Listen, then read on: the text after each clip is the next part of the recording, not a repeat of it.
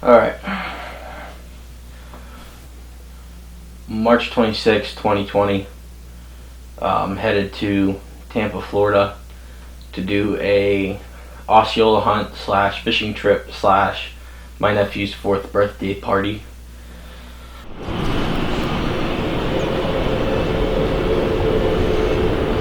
This is probably the spookiest thing I've ever done. I didn't cancel my turkey hunt, so we're still going. But there is nobody in the airport. This is spooky.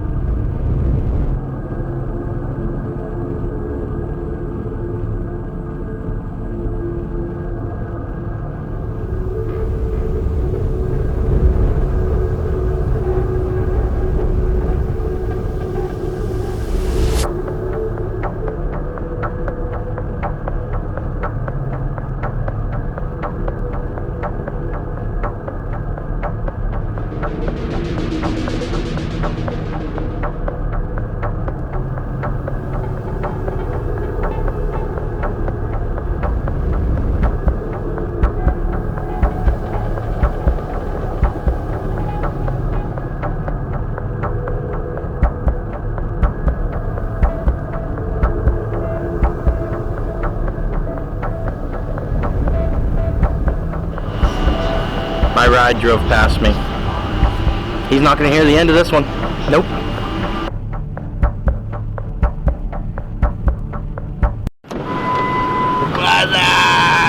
Am I no longer a valued package? What's up, man? Okay, I'm here. What's going on? Too much, bro.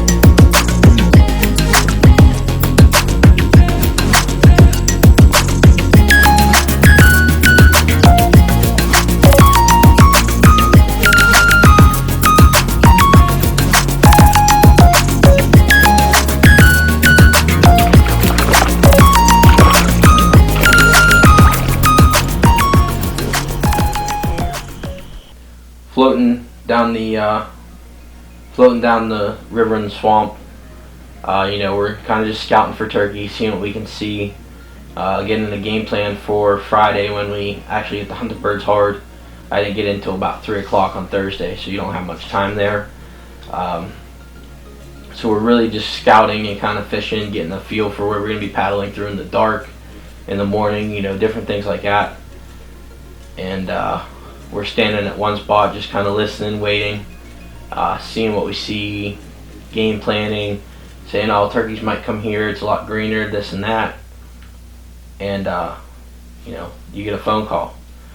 In this case, I got a phone call, and it's my brother. Recording. Kind of asked me what was going on or whatever. I was like, "Yeah, you know, we're just hanging out in the swamp, turkey hunting."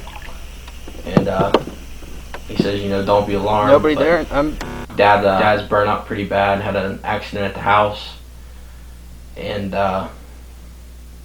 he's on his way to the hospital. From that point on, my focus was no longer turkeys. It was no longer fish. It was no longer filming. It was, I need to get home and see Dad. But I can't see him. You know, all this virus stuff's going around, different things like that, and it's strict. You know, you can't see the people you want to see because they're trying to protect them to the best of their ability, which I 100% understand, because I'd rather him stay 100% healthy and heal faster than me go up there to see him and take the risk of him catching something and prolonging this way longer than any of us want it to last, because we don't want it to be over now.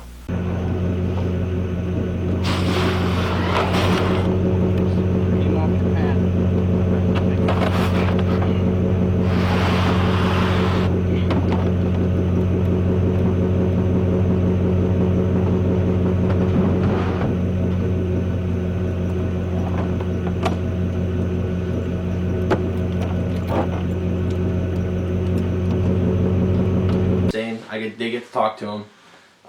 He told me, he said, "Stay in Florida, do your thing. You know, there's nothing you can do." My mom told me the same thing. She said, "You know, you're just gonna have to stay there. Don't try to find the flight.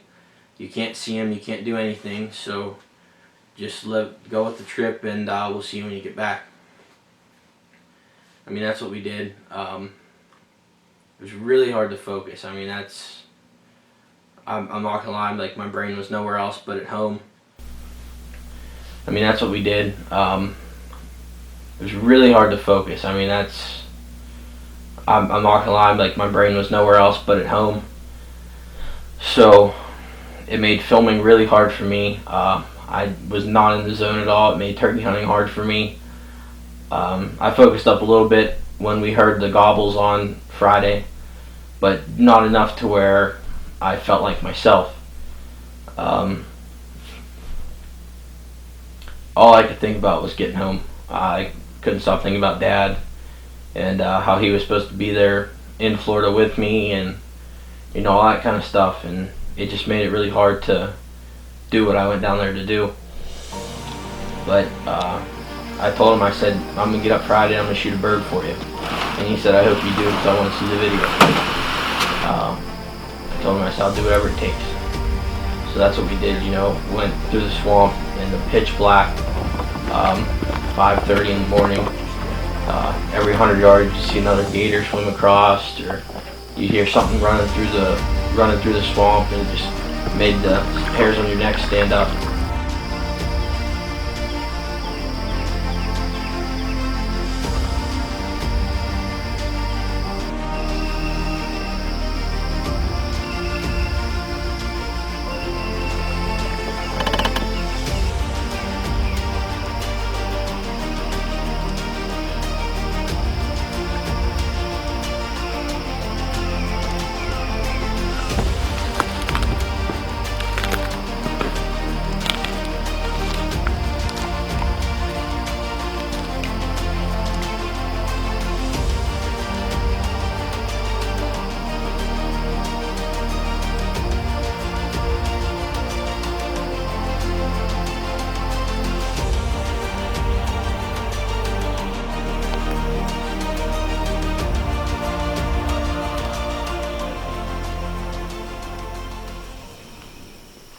But we made it work. You know, we finally got to our spot just about right as it broke daylight. Let out a few yelps. You know, not much happened. The birds were really tight-lipped. Osceolas are probably one of the hardest birds to hunt, if not the hardest bird. I mean, extremely tight-lipped, but our scouting paid off. We set up, and we sat there. It wasn't very long. I had actually set up with my camera on the wrong side of me. So I had it set up for the decoys, not for where the birds were going to come from. And we got set up, and we were sitting there about 10 minutes was all it took. I saw a hen walking through some cypress knees, and I told Justin, like, do not move, there's hens over here. And he actually was able to turn a little bit and saw hens out in front of me that I never saw.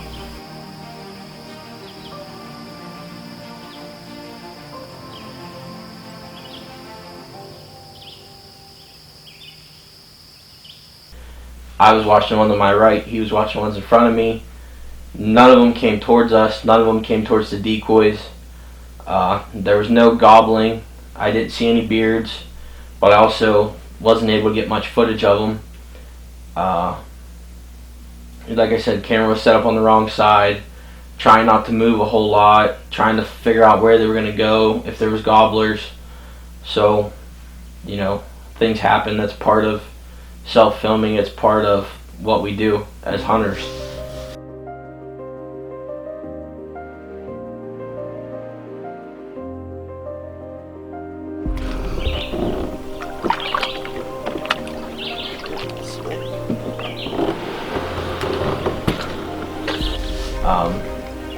You know, it kind of happens.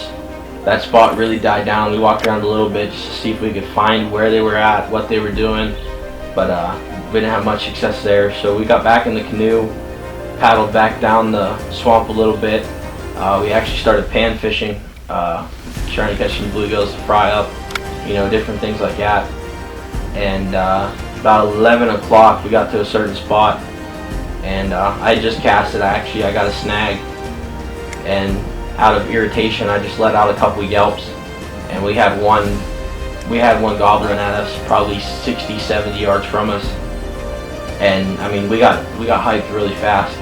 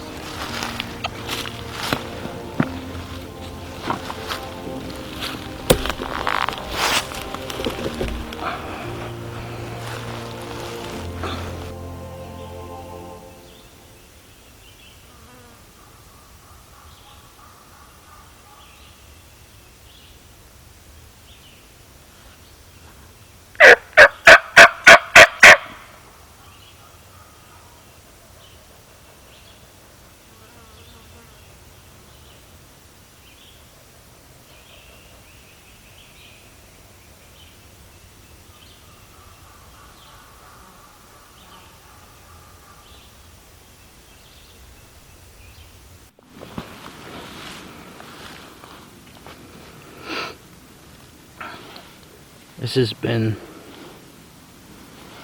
a roller coaster of a day, I guess is how I'd put it. It humbles you as a turkey hunter, I'll tell you that much. Yeah, it ain't so easy down here. Definitely a new ball game. This morning's setup went alright. Had a couple hens come in on us, probably 75 yards I'd say. And then we walked a little bit, got back in the canoe and started paddling back towards the truck. While we were fishing, I hit the call, and he hammered on us. I'm saying, I'd say he was at least 50 yards from us. Nothing more than that. He hammered 3 times. We got set up. He went silent, so we went silent. No sign of him. We don't know if there was another hunter or a real hen off to our left, but the calling was a little ridiculous, and there was no more gobbler after that. Yeah, we're pretty deep in here, but I don't mean that nobody ain't walked in here. It's 11 o'clock, so someone could have started walking this morning and got pretty far back in here. Kind of hard to believe if it was an actual hen or not. It sounded more like a hunter than a hen, though. Yeah, it did. But we didn't hear a shotgun, so looks like he wasn't successful either. That's what overcalling does to you.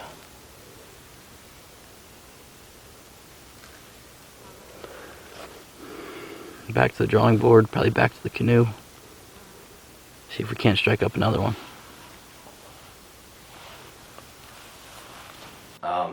But just the experience of listening to him and watching how those turkeys work compared to how they work up here, it was a very humbling experience as a turkey hunter, and it just proved to me that there's so much to learn, but I just really wish I could have been a lot more focused and zeroed in, but it just wasn't going to happen. I knew where I needed to be, and I knew my mind knew what I needed to be doing, and I just couldn't do it from Florida. We ended up meeting up with my brother Friday night and managed to get on a few more fish, you know, a couple really nice largemouth. Actually, my brother caught a bowfin. That's the first bowfin I've ever seen, so that was a really cool experience.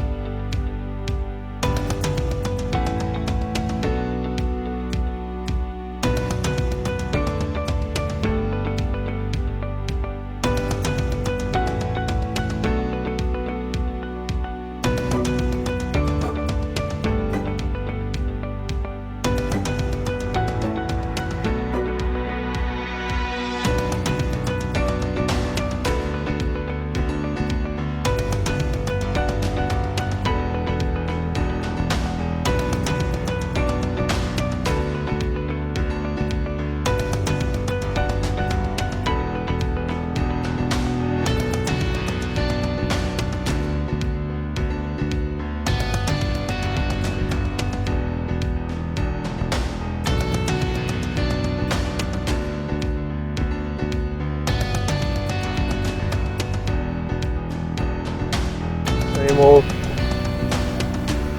Same old, same old. You ready, cuz? Yep. He's low. Is he better than the old Zebco? Come on, little guy.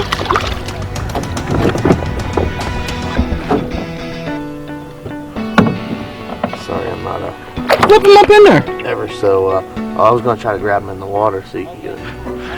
Here's a little one. Go for it.